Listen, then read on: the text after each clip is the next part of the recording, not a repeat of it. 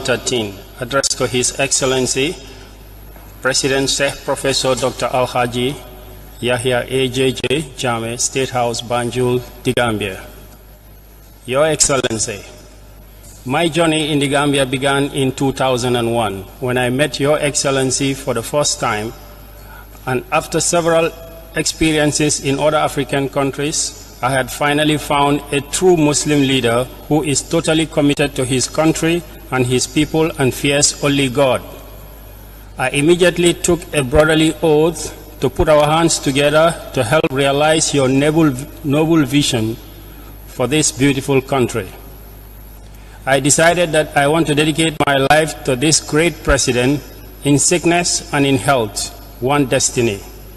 My pledge from the very first day was to promise and deliver.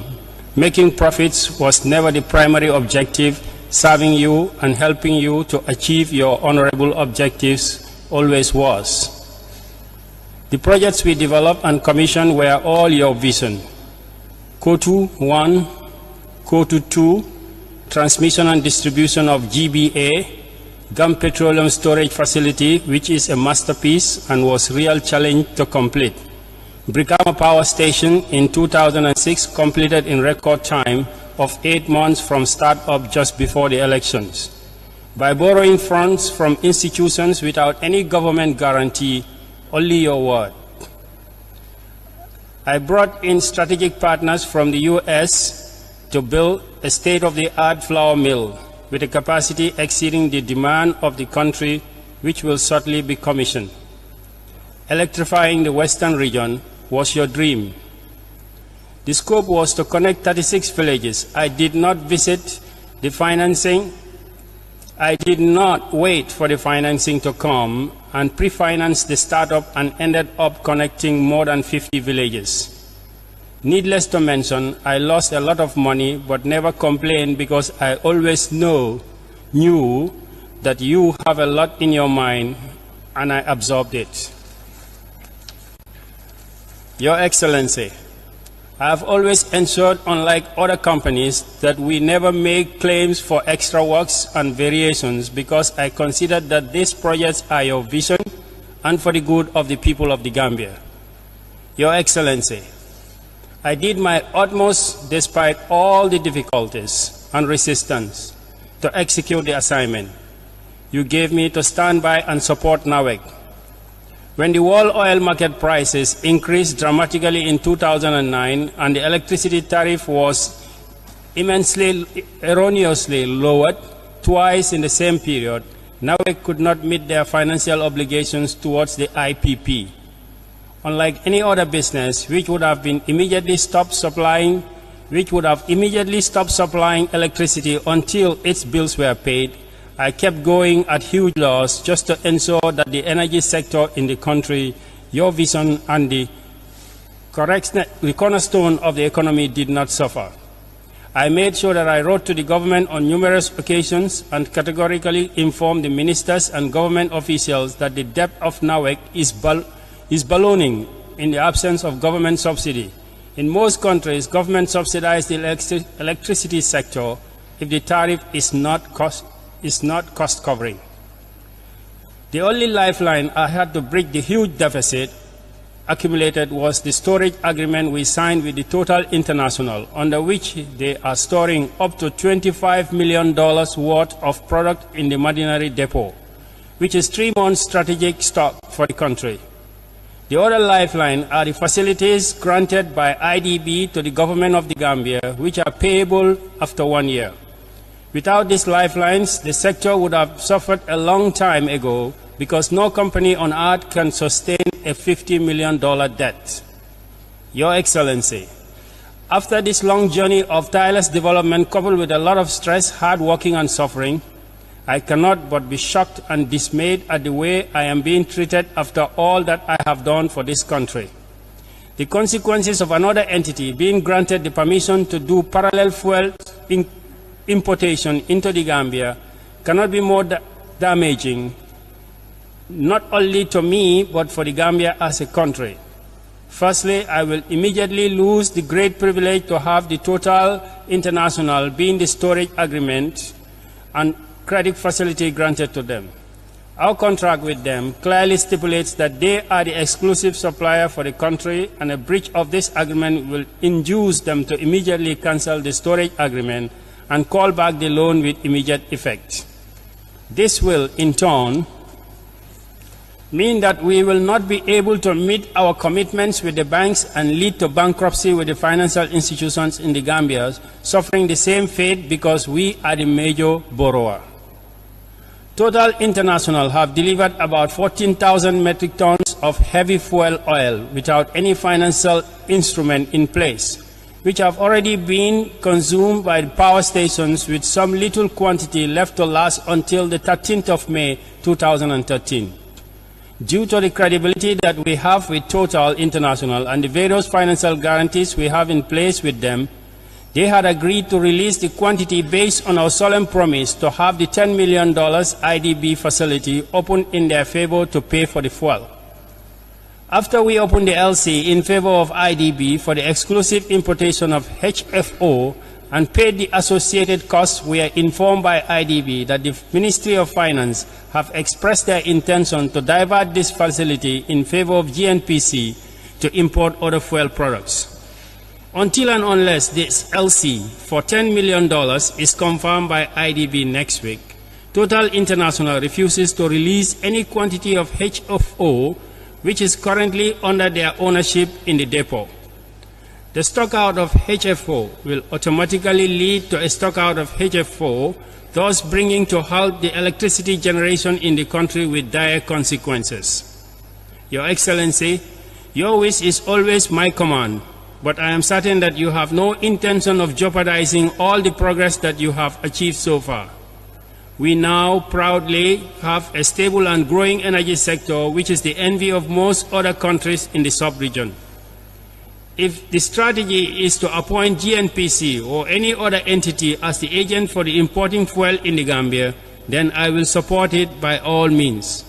I know that they do not have the know-how required to operate this business efficiently and smoothly without interruption, and I am willing to dedicate all my company's resources to help train and support them so that they will have the necessary skills to perform the difficult task ahead. However, it is my duty and obligation to highlight that there is a minimum requirement for a credit facility of at least $70 to $75 million to be financially capable to sustain energy stock in the country. In the absence of such a facility, the business will just collapse and there will be a serious stock out with devastating consequences. This will also create a lot of disgruntlement with the oil marketing companies because there will be a conflict of interest with GNPC being an importer and a retailer, and thus uneven playing field. I can only highlight the potential dangers and pitfalls that could lie ahead.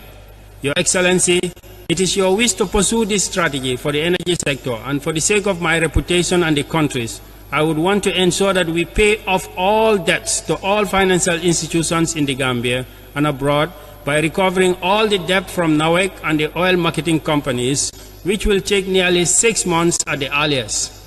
During this time, we will be showing GNPC the ropes and making sure that they do not fail. Because there is no way I will accept that the energy sector, your vision, to fail. If Your Excellency wishes to that, we continue as the agent for fuel importation, I would humbly like to request from you the necessary assurances, which I can in turn give to Total International in order to maintain the existing arrangements with them that are essential to sustain business. I would also humbly seek your blessed directives to designated ministries to allow us to utilize the existing IDB facilities in order to enable us to keep supplying HFO. Finally, I have managed to convince strategic partners to invest in an oil refinery in the Gambia as opposed to other neighboring countries, which they were considering on the basis that we are exclusive fuel importer. We would not want to lose this golden opportunity, which will be perfect if God willing. We start extracting crude oil offshore in the near future. I apologize to trouble you at this time when you are not feeling well. and I pray to Almighty, wishing you a speedy recovery. But this is truly an emergency and very sensitive situation that I have to humbly bring to your attention. Faithfully yours, Brother Muhammad. That's the letter. Now the reply. The reply is dated 7th May 2013. Office of the Secretary General, President's Office, State House, Banjul, Republic of the Gambia. Reference number PRC697A, volume .0635. Muhammed Bazzi, CEO, Global Energy Group, Standard Chartered House, Kairaba Avenue, KSMD. Dear Sir, I have the honor to acknowledge on behalf of His Excellency, the President of the Republic, Sheikh Professor Al-Haji Dr. Jammeh, at the way you are being treated, among other things. On the onset, and in reacting to your missive, I wish to convey our deepest gratitude to the Almighty Allah for causing you to show in your own handwriting how greedy, dishonest, and ungrateful you are by sending us this stupid and legally suicidal correspondence. Having cited the numerous projects that have been awarded to you and paid for, even though there were other bidders, it begs the question as to who should be grateful to who. You have been given special treatment and all other privileges you can think of, but because of greed, you want it all, and now it has been decided that you will no longer enjoy the IDB. The IDB, following all the claims you make in your letter, that's number 3, I'm seeing. Okay, Miss Staple.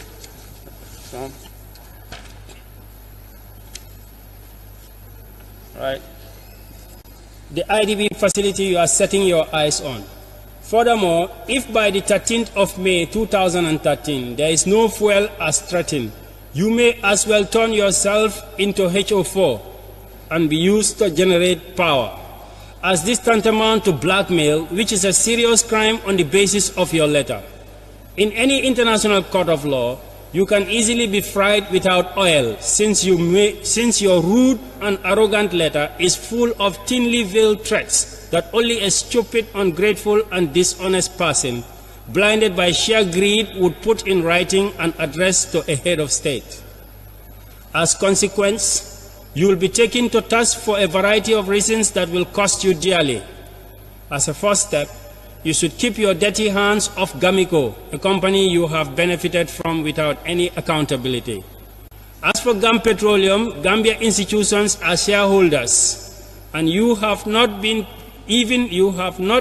presented any accounts, not to mention paying dividends to shareholders since start of the operations. As from now, there will be a proper management team representing all shareholders and a board that will represent all shareholders.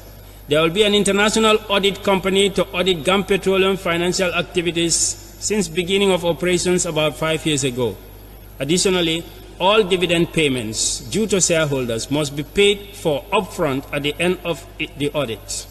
Furthermore, please be informed that you will no longer enjoy any new contract with Gambia government, and the one currently with NAWEC will be cancelled.